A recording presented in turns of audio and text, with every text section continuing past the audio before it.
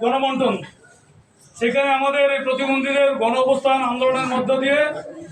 Deputation আমরা মূলত আজকে এসিএমএস অফিসে 1000 প্রতিবন্ধী নিয়ে জমায়েত অবস্থান আন্দোলন করেছি। এটার কারণ যে কুচবিহার জেলার বিভিন্ন সাব ডিভিশনে মেডিকেল বোর্ডগুলো বন্ধ, মেডিকেল বোর্ড থেকে প্রতিবন্ধী পরিচয়পত্র পাচ্ছে না এবং মেডিকেল বোর্ডগুলোতে বিভিন্ন দালাল চক্র শুরু হয়েছে এবং হসপিটালেরও কিছু কর্তৃপক্ষ আছে যারা টাকার বিনিময়ে প্রতিবন্ধীদের কাজ দিচ্ছে এবং কিছু নকল প্রতিবন্ধী তৈরি হচ্ছে। যারা জেনুইন প্রতিবন্ধী, সত্যিকারের প্রতিবন্ধী, তারা কিন্তু আজকে বঞ্চিত। তাই আমরা আজকে বঙ্গীয় প্রতিবন্ধী কল্যাণ সমিতি কুচবিহার জেলা কমিটির পক্ষ থেকে এই সিএমই দপ্তর, আমাদের চিফ মেডিকেল অফিসার ও মুখ্য স্বাস্থ্যকারী দপ্তরের কাছে আমাদের বিভিন্ন দাবি নিয়ে ডেপুটেশন